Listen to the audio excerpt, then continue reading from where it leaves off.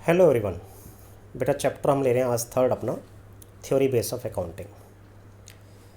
इस चैप्टर में बेटा आपको कुछ principles, concepts and conventions given हैं जिन्हें हम जनरली एक्सेप्टेड अकाउंटिंग प्रिंसिपल्स कहते हैं।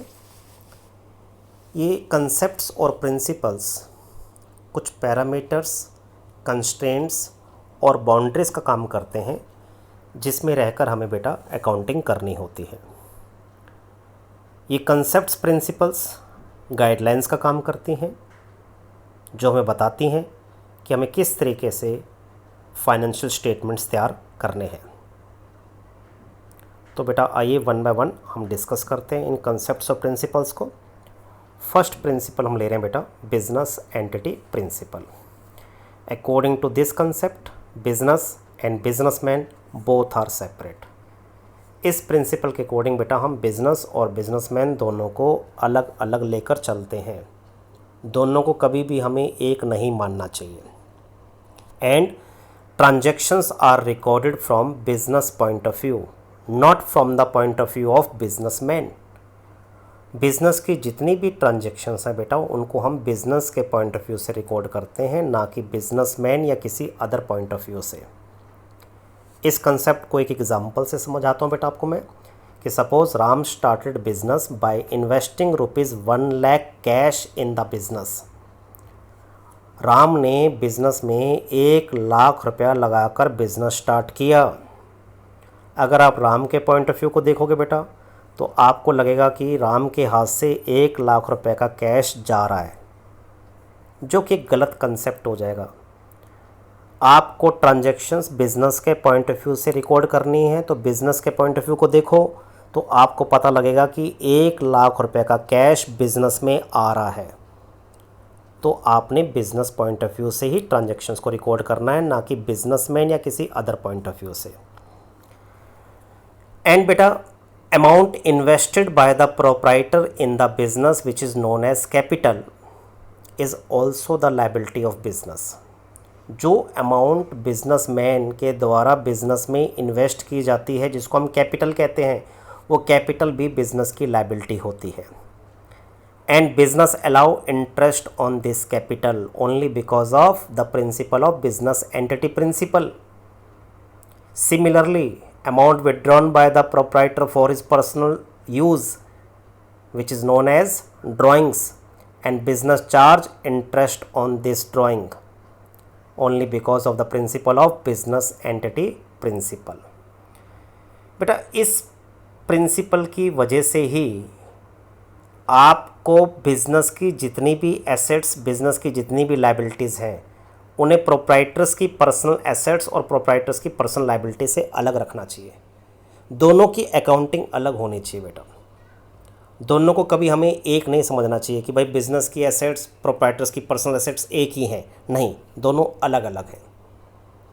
अगर आप ऐसा करते हैं तो ही आप बिज़नेस के ट्रू प्रॉफिट्स और ट्रू लॉसेस को फाइंड आउट कर पाओगे और बिज़नेस की फाइनेंशियल पोजीशन को एग्जैक्टली चेक कर पाओगे, एग्जैक्टली बता पाओगे कि बिज़नेस की फाइनेंशियल पोजीशन कैसी है।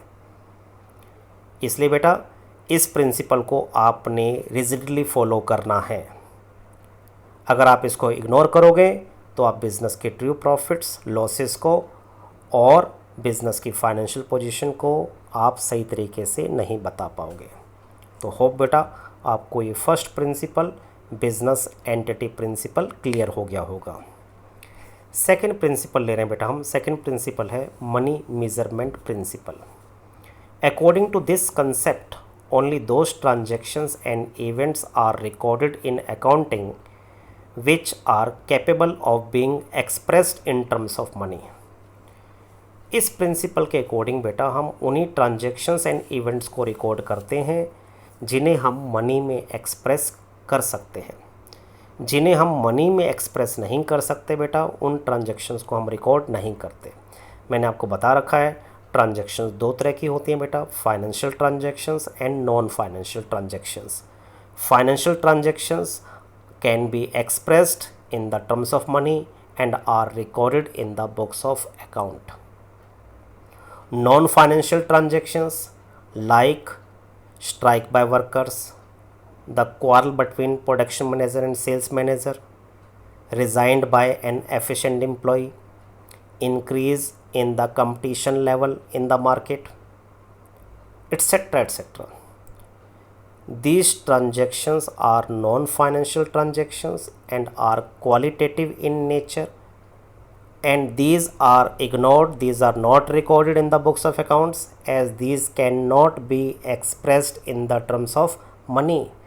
Although these transactions have very much impact on the profitability and growth of the business, but these are ignored, as these cannot be expressed in the terms of money.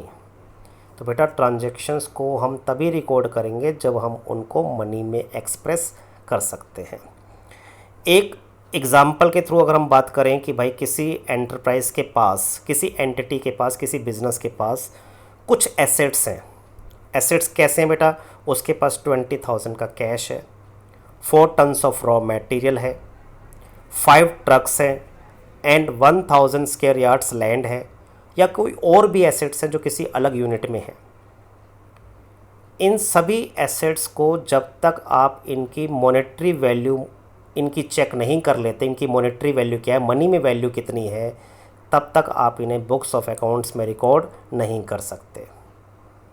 ठीक है बेटा, तो hope आपको ये clear है कि हम इस प्रिंसिपल्स में ट्रांजैक्शंस इवेंट्स को कैसे रिकॉर्ड करते हैं। सिर्फ मनी में रिकॉर्ड करते हैं और उन्हीं ट्रांजैक्शन इवेंट्स को रिकॉर्ड करते हैं जिन्हें हम मनी में एक्सप्रेस कर सकते हैं। तो होप बेटा आपको ये 2 प्रिंसिपल पूरे अच्छे ढंग से क्लियर हो गए होंगे। नेक्स्ट वीडियो लेसन में मैं आपके पास कुछ और प्रिंसिपल आपके साथ डिस्कस करूँगा। थैंक यू बेटा and have a nice day.